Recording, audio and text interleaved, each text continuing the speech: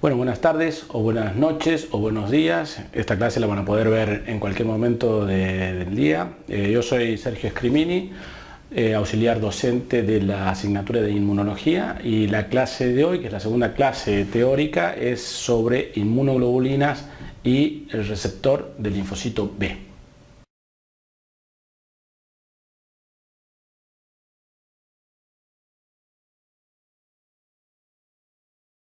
Como decíamos, la clase de hoy va a ser sobre inmunoglobulinas, la primera parte, y la segunda parte va a ser sobre el receptor del linfocito B. Como ustedes saben, ya en la primera clase tuvieron conceptos generales de lo que es la inmunidad innata y de lo que es la inmunidad adaptativa. Nosotros vamos a hablar sobre estructuras moleculares y celulares que forman parte de la inmunidad adaptativa, como ven en este diagrama.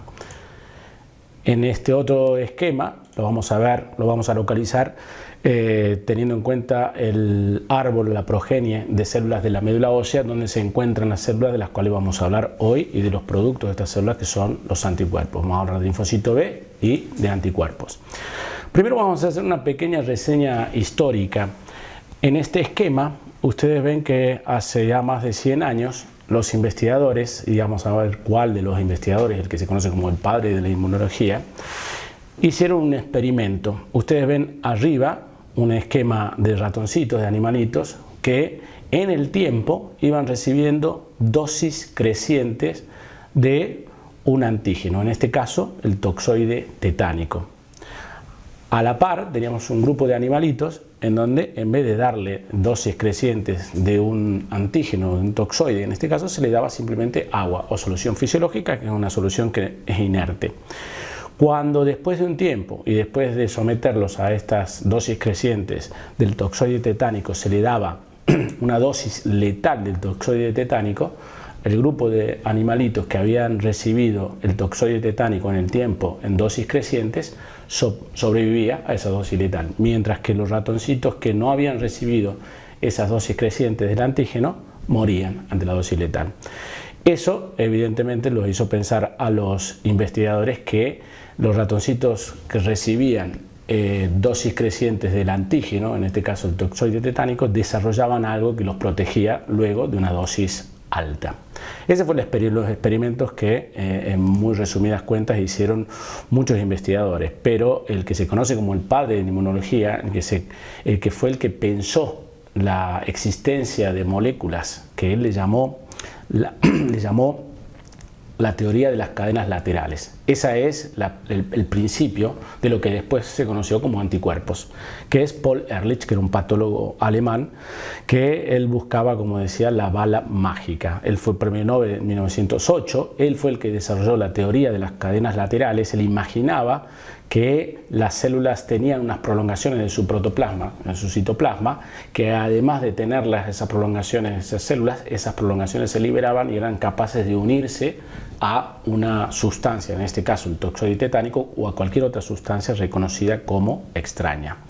Y fue el primero que de alguna manera imaginó que esta era además algo totalmente específico. Por eso él habló del concepto del esquema de la llave y la cerradura, lo cual después imaginó, por lo tanto, dos cosas: que se trataba de moléculas que eran producidas frente a una molécula extraña, y segundo, que era totalmente específica, que había una llave para una cerradura y esa llave no funcionaba para otra cerradura. Es decir, ya imaginaba él el concepto de especificidad. Bien, los anticuerpos, para que no existan confusiones, anticuerpos e inmunoglobulinas son sinónimos. Cuando hablamos de anticuerpos hablamos de inmunoglobulinas, y como ustedes ya habrán visto quizás el año pasado en bioquímica, las inmunoglobulinas o anticuerpos son proteínas, específicamente son megaproteínas, son proteínas de pesos moleculares enormes, muy grandes, que tienen mayor o menor proporción de carbohidratos en su estructura. Esas son glucoproteínas. ¿Cuál es la función de las inmunoglobulinas o los anticuerpos? La detección de una cantidad infinita de moléculas que ya vamos a ver que se llaman antígenos, y una vez que detectan esas moléculas extrañas van a desencadenar una respuesta específica para esa molécula. Aquí vemos a la izquierda lo que sería un modelo tridimensional de lo que es una estructura molecular de una inmunoglobulina, y a la derecha la estructura bidimensional. Como ustedes ven, tiene forma de Y o Y. Vamos a hablar un poco de la estructura de las inmunoglobulinas o anticuerpos. Como ven, está formada por dos cadenas de gran peso molecular, pero una de esas cadenas es de mayor tamaño. Como ustedes ven, entre 55 y 70 kilodalton, esas son las llamadas cadenas pesadas de las inmunoglobulinas, y además están ligadas por puentes disulfuro con lo que se conoce como cadenas livianas de las inmunoglobulinas, que tienen un peso molecular menor, de 25 kilodalton. Entonces aquí ustedes la ven esquematizadas en azul a las cadenas pesadas, en rojo a las cadenas livianas o cadenas ligeras. Hace mucho tiempo, cuando se empezaron a investigar estas megaproteínas, los anticuerpos, los investigadores para estudiar su estructura, tuvieron que fragmentarlas utilizando proteasas como la papaína o la pepsina, y mediante esta digestión enzimática lograban separar dos fragmentos. Un fragmento que es el fragmento que se une al antígeno, el antigen binding fragment en inglés, que ustedes los ven que son los dos fragmentos, que son 2 y 2, que se encuentran esquematizados en rojo, y un fragmento conocido como FC, fracción constante, o también llamado fracción cristalizable, porque era el que se podía cristalizar mediante métodos bioquímicos. Las funciones de estos, como ya vamos a ver en el desarrollo de la clase, son totalmente distintas. Como lo dice, el antigen binding fragment es el fragmento del anticuerpo que se une específicamente al antígeno.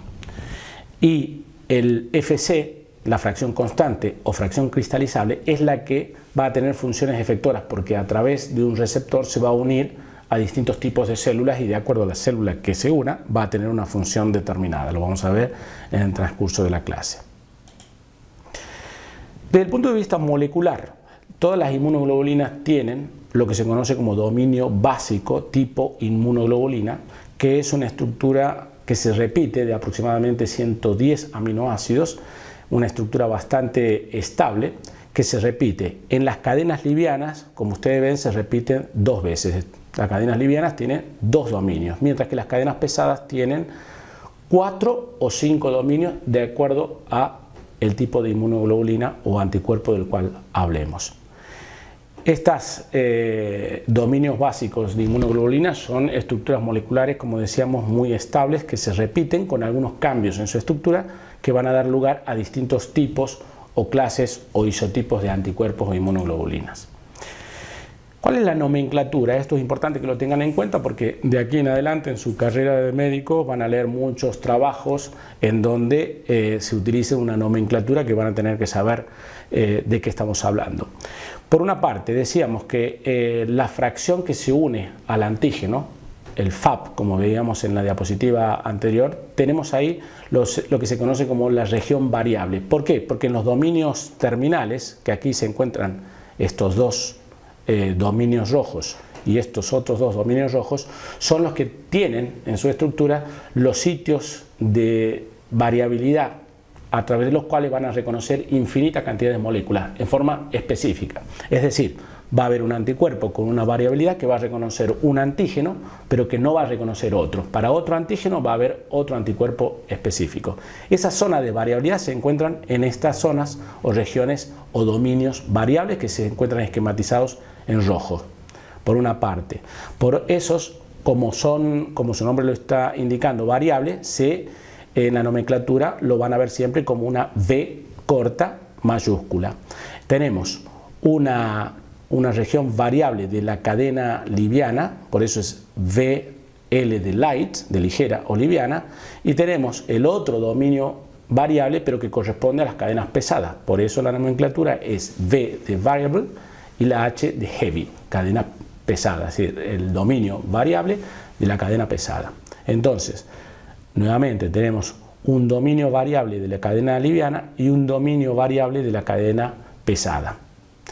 Y además tenemos los dominios que no cambian de estructura molecular, que son por eso llamados dominios constantes. Como vemos, las cadenas ligeras tienen un solo dominio constante, la nomenclatura es C de constant, L de light, y vemos que tenemos solamente uno, mientras que las cadenas pesadas tienen 1, 2, 3 o 4 dominios constantes, vamos a ver de acuerdo a qué inmunoglobulina. Esos, como siguiendo la misma regla de las cadenas de los dominios variables, los dominios constantes, la nomenclatura es C de constant, L si corresponde al dominio constante de la cadena liviana light, o H si corresponde a un dominio de la cadena pesada, heavy. Y los dominios constantes de las cadenas pesadas les ponemos un número, 1 a 3 o 4, desde la región variable hacia la zona constante. Esta es la nomenclatura que tienen que tener en cuenta, que van a ver siempre escritas de esta manera. Como decíamos, en la región variable, en este sitio de unión al antígeno, que es el único que varía en su estructura molecular para reconocer, como decíamos, una enorme cantidad infinita de moléculas antigénicas, es donde se encuentran las regiones hipervariables, es decir, no toda la región variable tiene la misma diferencia de aminoácidos. Se concentran en 3 regiones hipervariables o regiones determinantes de complementariedad. Esas 3 regiones que se encuentran, 3 regiones en una de las cadenas de los sitios variables y 3 regiones hipervariables en el dominio variable de la cadena pesada. Por lo tanto, son 6. Esos presentan una enorme variabilidad, como decíamos, y están rodeadas de unas secuencias flanqueantes, que son estructuras cortas moleculares de aminoácidos que le dan estabilidad a las zonas hipervariables, que van a cambiar su conformación estructural cuando se unen con los distintos antígenos. Bien. Decíamos que hemos descrito la estructura básica de una inmunoglobulina o anticuerpos. Ahora, hemos hablado de su nomenclatura, hemos hablado de las regiones o dominios variables y de los dominios constantes. Vamos a pasar un poquito más a hablar ahora de las distintas clases. No todas las inmunoglobulinas o anticuerpos son iguales. Tanto las cadenas pesadas como las cadenas livianas tienen variaciones, pequeñas variaciones en su estructura de aminoácidos que le dan distinta solubilidad y distintas funciones que van a originar de acuerdo a la estructura que tengan, van a originar distintos tipos de cadenas pesadas y livianas. Las cadenas livianas tenemos 2 tipos, las cadenas kappa y la cadena lambda, mientras que las cadenas pesadas hay, vamos a ver, 5 clases o 5 isotipos. Clases o isotipos de inmunoglobulina son sinónimos. Y decíamos que se originan porque algunas de esas cadenas pesadas tienen variaciones en su estructura de aminoácidos. Entonces tenemos, decíamos, repetimos de nuevo, 2 isotipos de cadenas livianas, la cadena kappa y la cadena lambda, y tenemos 5 clases o isotipos de cadenas pesadas, que son finalmente las que le van a dar el nombre a los distintos tipos de inmunoglobulinas, que son 5. La inmunoglobulina A, la D, la E, la G y la M. A su vez, la inmunoglobulina A y la inmunoglobulina G tienen subclases o subtipos de pequeñas variaciones dentro de su estructura que dan lugar o dan origen a 2 subclases de inmunoglobulina A, la 1 y la 2, y 4 subclases de la inmunoglobulina G que se enumeran de la 1 a la 4. Aquí vemos esquematizadas las 5 clases o isotipos de inmunoglobulinas, desde la inmunoglobulina G, la M, la A, la E y la D, los 5 tipos de anticuerpos o inmunoglobulinas. Como decíamos, existen 2 inmunoglobulinas que son la M y la E, que tienen 5 dominios en las cadenas pesadas. Recordemos, los dominios básicos tipo inmunoglobulina, decíamos que las cadenas livianas tienen 2 dominios y las cadenas pesadas, algunos anticuerpos tienen 4 dominios de inmunoglobulina y otros tienen 5. Los que tienen 5 son la inmunoglobulina M y la inmunoglobulina E. Aquí tenemos que recordar que esta zona que están marcadas en círculos son las que se conocen como regiones bisagra o zonas flexibles, que como ven están formadas, son más amplias en la inmunoglobulina G, A y D, es decir, en las que tienen solamente 4 dominios en las cadenas pesadas, y son más reducidas en las inmunoglobulinas más grandes. Esta zona bisagra o zona flexible es la que le permite a los cambios conformacionales a la molécula de inmunoglobulina cuando se une con los respectivos antígenos. Existen dos inmunoglobulinas que pueden asociarse y formar formas multiméricas o poliméricas.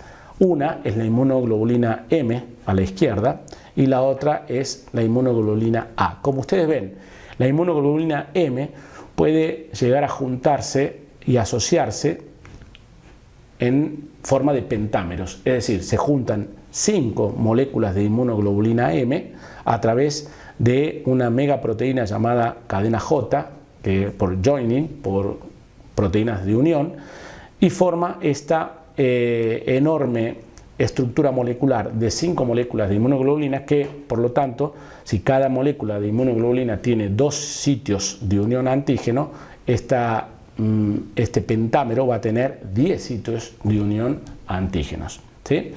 La otra inmunoglobulina que puede presentarse en forma polimérica es la inmunoglobulina A, más pequeña que el pentámero. Esta se puede asociar en forma de dímeros, es decir, 2 moléculas de inmunoglobulina A unida también por una proteína de unión o cadena J. Bien, aquí tenemos un cuadro que sintetiza, por una parte, la forma molecular en que las vamos a encontrar las distintos tipos de inmunoglobulinas, la función que tienen fundamentalmente y la localización. Entonces ustedes pueden ver que la inmunoglobulina A, como dijimos, tiene 2 subclases, la A1 y la A2. Se presenta tanto como monómero, pero la mayoría de las veces como dímero. Su función principal es la de ser inmunoglobulina de las mucosas. Su localización es la mucosa. Se encuentran todas las secreciones que están asociadas a mucosas porque su función fundamental, como vamos a ver, va a ser la de neutralizar patógenos y toxinas en los sitios de entrada. Por supuesto que también tiene funciones de activar complemento y de unirse a receptores en distintos fagocitos, pero por lejos la función más importante de la inmunoglobulina A es la de neutralizar antígenos. Ya vamos a ver de qué manera. La inmunoglobulina D es la menos conocida de todas las inmunoglobulinas. Todavía se sabe que se presenta en forma monomérica, pero no tiene una función que se conozca todavía. La inmunoglobulina E, decíamos que se presenta en forma monomérica, que tiene 5 dominios en su cadena pesada y su función fundamental es fisiológicamente la respuesta a la infección por parásitos. La inmunoglobulina E en su 90-95% se encuentra no libre en suero, ni en líquidos intersticiales, ni en mucosas, sino que se encuentra unida a su receptor en células como mastocitos y eosinófilos. Si bien su función fisiológica es la lucha contra la infección por parásitos, ya vamos a ver más adelante en la materia que también es una protagonista importante en una alteración de la inmunidad que se llama hipersensibilidad de tipo 1, enfermedades alérgicas. La inmunoglobulina G, de la cual dijimos que se presenta la mayoría de las veces como un monómero y que tiene 4 subclases, es la más importante en la sangre, es la que es encargada de la respuesta secundaria a patógenos luego de una infección. También cumple una función fundamental en la inmunidad neonatal porque es la única que atraviesa la placenta porque tiene un receptor que le permite hacer esto. Y va a tener una serie de funciones que son tanto la de activar el complemento como la de neutralizar moléculas antigénicas o toxinas, como la de unirse a receptores de fagocitos, a receptores de células NK y en mucha menor medida unidas a receptores de mastocitos. Pero por lejos las más importantes son estas funciones. Y luego vimos que la inmunoglobulina M es una inmunoglobulina que en su mayor porcentaje se encuentra en forma pentamérica, es decir, multimérica, en sangre y es la responsable de la respuesta primaria a patógenos, virus, bacterias, micobacterias, y por supuesto la función va a ser la de fundamentalmente activar la vía del complemento y también la de neutralizar. Como ustedes habrán visto, tiene 10 sitios de unión, por lo tanto tiene una enorme capacidad para juntarse con y neutralizar una enorme cantidad de moléculas antigénicas. Bien, decíamos nosotros que las inmunoglobulinas son moléculas solubles, se encuentran diluidas en sangre, en líquidos corporales, en mucosas, y que gran parte de sus funciones las van a realizar uniéndose, neutralizando a toxinas o a estructuras moleculares de patógenos, pero gran parte de sus funciones la van a realizar como mediadores de la función efectora de muchas células. Para eso necesitan un receptor en una célula determinada que se una a la fracción constante, a la fracción cristalizable que decíamos en diapositivas anteriores. Y para esto también existe una nomenclatura que ustedes la pueden ver resumida aquí abajo. FC, como decíamos, significa fracción constante o cristalizable. R es el receptor de la fracción constante. En el medio, por la nomenclatura, si figura epsilon, significa que es el receptor de la fracción constante de la inmunoglobulina E. Nosotros no utilizamos el nombre, la nomenclatura en griego, hablamos de inmunoglobulina E, pero cuando en la nomenclatura de receptores se pone la letra en griego que es epsilon. En el caso de abajo es otro ejemplo, es el receptor de la fracción constante de la inmunoglobulina G, en este caso gamma. A medida que se han ido descubriendo distintos receptores para la fracción constante de distintas inmunoglobulinas, se le ha ido poniendo tipo 1, tipo 2, tipo 3 y hay varios, hay muchos. Lo importante, el concepto importante que tienen que tener es que las inmunoglobulinas, gran parte de su función la van a ejercer en forma soluble uniéndose a toxinas o a estructuras moleculares de patógenos, pero muchas de las funciones la van a realizar una vez que se unen al antígeno y que van a unirse por el extremo de la fracción constante a un receptor específico en distintos tipos de células, fagocitos, mastocitos, eosinófilos. Vamos aquí a hablar de algunos ejemplos, porque de acuerdo a qué receptor se unan, a qué célula, van a desencadenar una función de endocitosis o de exocitosis o de transporte, como vamos a ver. Por ejemplo, el receptor de la fracción constante de la inmunoglobulina G de tipo 1, en la nomenclatura internacional, esto no es necesario que ustedes lo conozcan, al menos a este se le llama CD64. Se encuentra ese receptor en células fagocíticas, básicamente macrófagos, neutrófilos, células dendríticas, y su función, una vez que esas inmunoglobulina G unida a su antígeno se una a su receptor específico en estas células fagocíticas, la función que va a desencadenar es la de endocitosis fundamentalmente, ¿sí? Otro ejemplo muy importante, el receptor de tipo 3 de la inmunoglobulina G o de la fracción constante de la inmunoglobulina G. Se llama CD16. Este sí lo van a ver más adelante en células natural killer, en células NK. Como van a ver, se encuentra en este receptor en fagocitos, en mastocitos, pero sobre todo en linfocitos natural killer.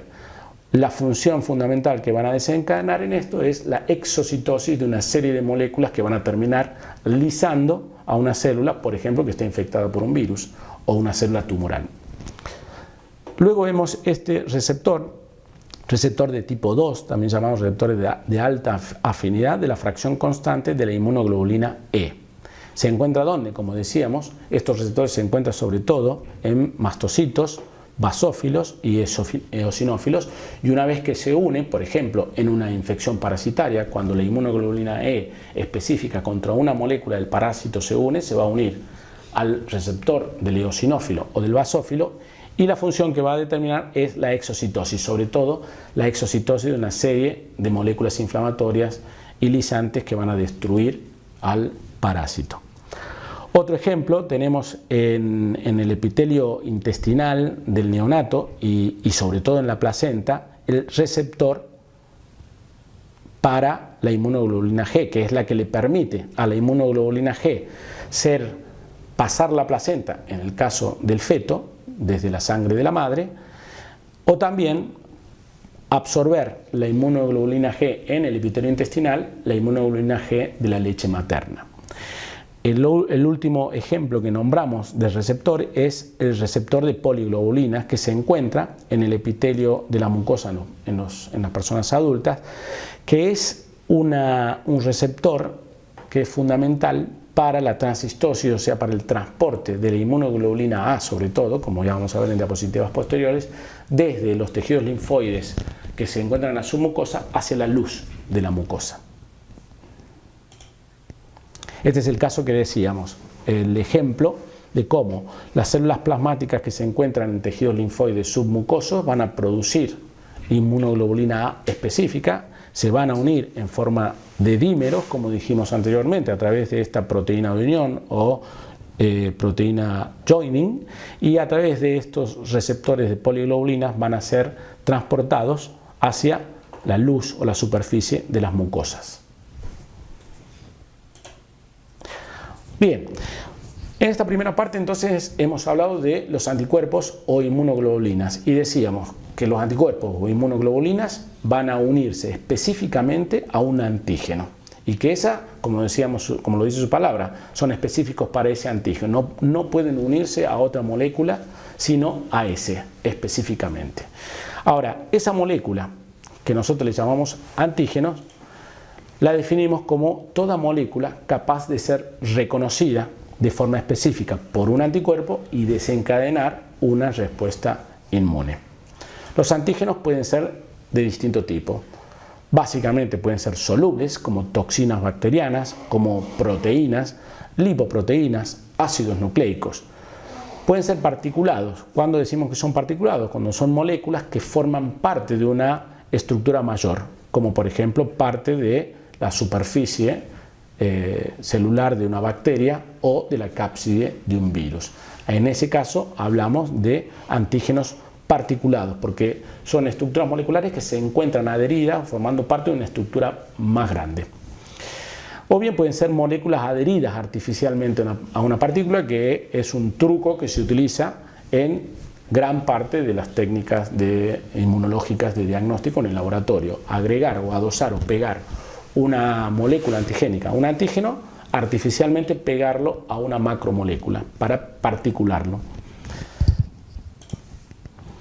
La mayoría de los antígenos de las moléculas antigénicas son proteínas en su estructura más importante. Pueden ser glucoproteínas, pueden ser lipoproteínas, pero el porcentaje mayor de esas estructuras moleculares son moléculas proteicas, generalmente moléculas proteicas grandes.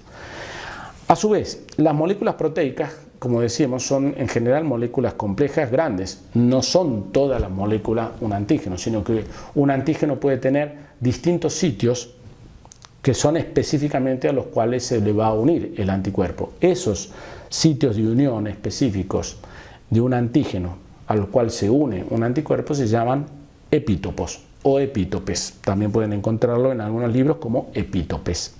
Es decir, es el sitio de unión con el anticuerpo de un antígeno, también llamado determinantes antigénicos. Por lo tanto, en un antígeno, por ejemplo, en una bacteria, puede haber múltiples epítopes.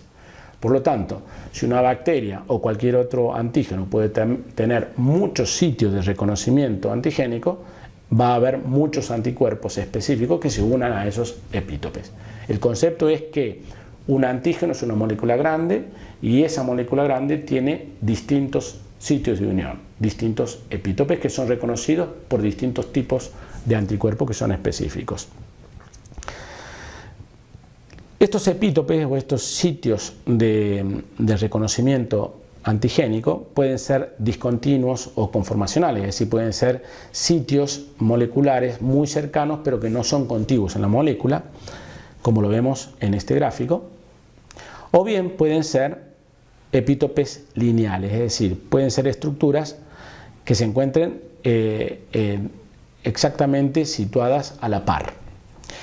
También se encuentran estructuras que se conocen como neoantígenos, es decir, estructuras moleculares que sufren una modificación, por ejemplo, fosforilación, proteólisis u oxidación, que sufran por lo tanto un cambio.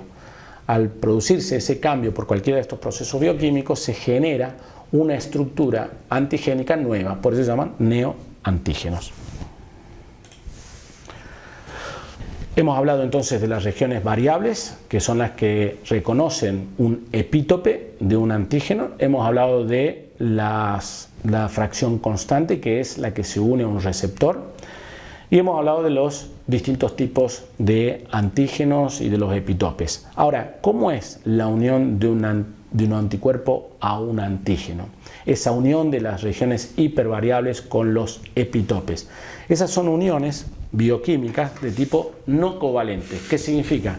Que son uniones reversibles, que sus átomos no van a compartir electrones, que vendrían a ser las uniones covalentes. La unión antígeno-anticuerpo son uniones no covalentes, son uniones reversibles. Ahora, este tipo de unión de las zonas hipervariables que reconocen los epítopes pueden ser de distinto tipo.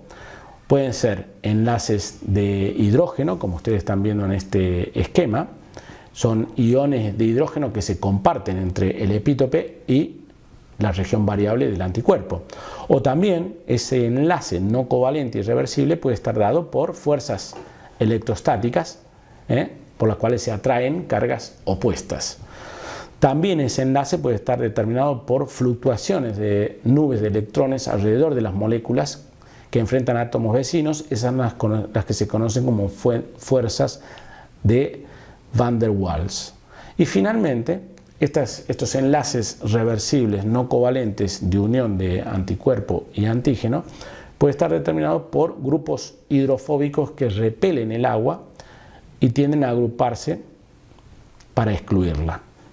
Repetimos, estas uniones son uniones débiles, pero como ustedes se imaginan, un anticuerpo se une con distintos epítopes y todas las uniones en su conjunto son colaborativas, es decir, que si bien son uniones débiles, en conjunto tienen una afinidad mayor o menor.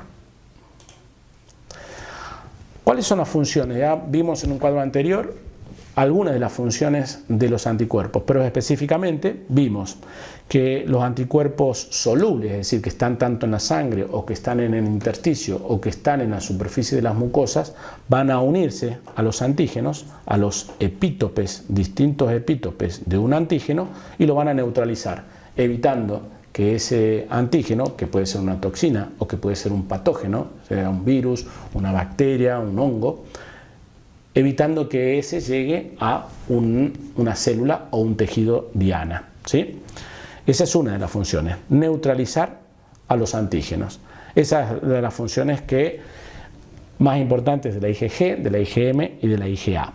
Imagínense las moléculas de IgA neutralizando patógenos en, por ejemplo, la luz del intestino.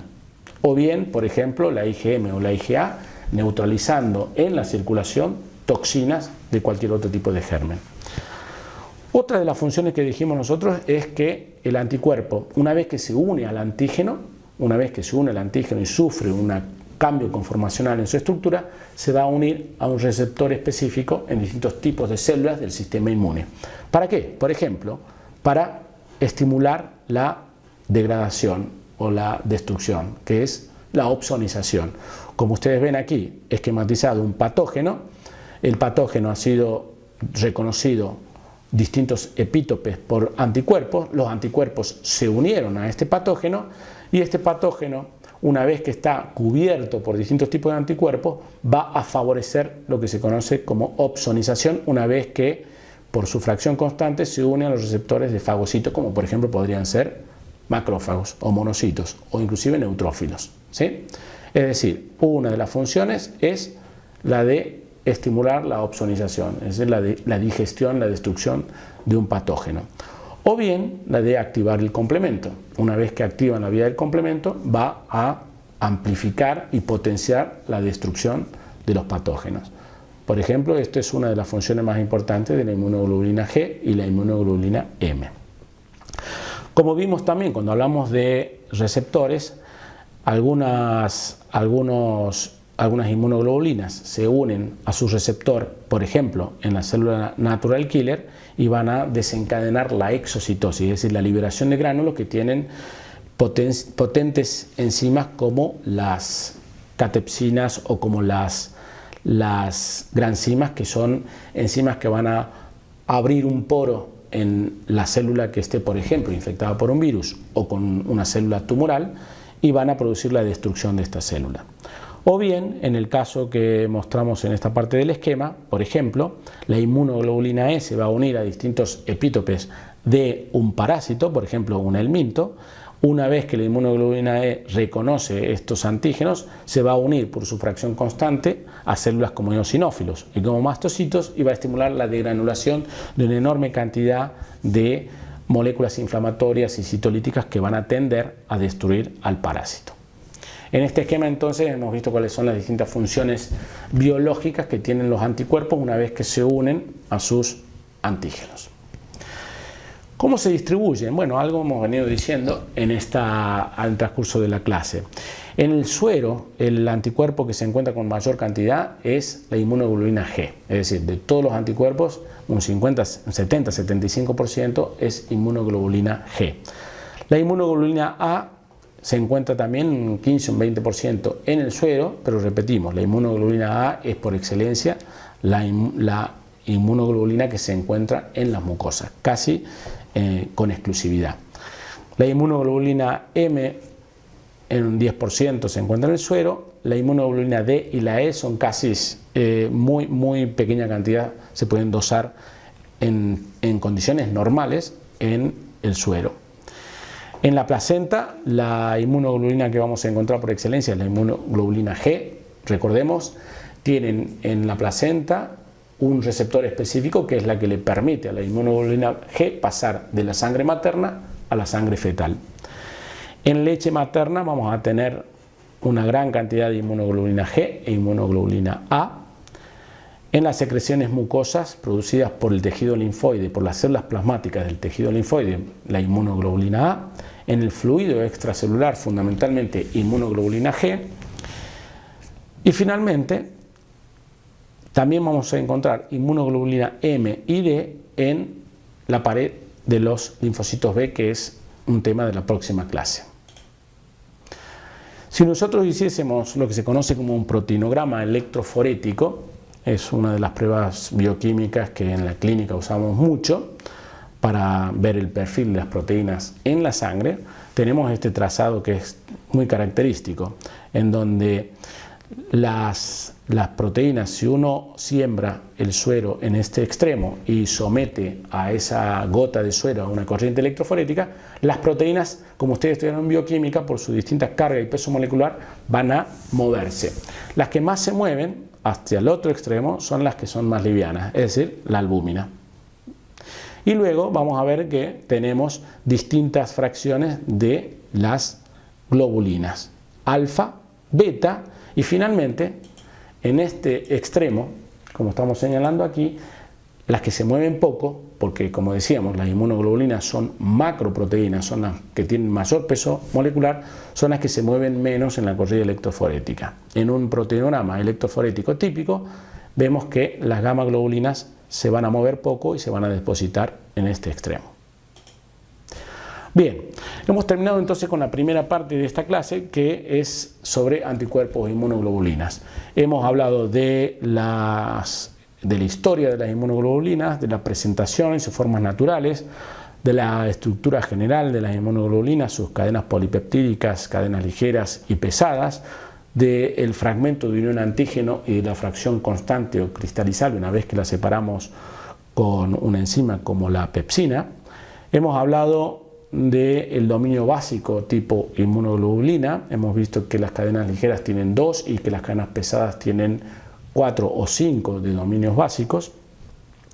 Hemos hablado de las estructuras espaciales de la proteína. Hemos dicho que las inmunoglobulinas tienen distintos tipos o clases, y el nombre de ese tipo o clase de inmunoglobulina lo da el isotipo de las cadenas pesadas, no de las cadenas livianas. Hemos hablado luego de los receptores de las inmunoglobulinas y las funciones que desencadenan, las características generales de los antígenos, de los epítopes, cómo son las uniones o la interacción entre un antígeno y un anticuerpo, y luego de las funciones y la distribución de los distintos tipos de inmunoglobulinas.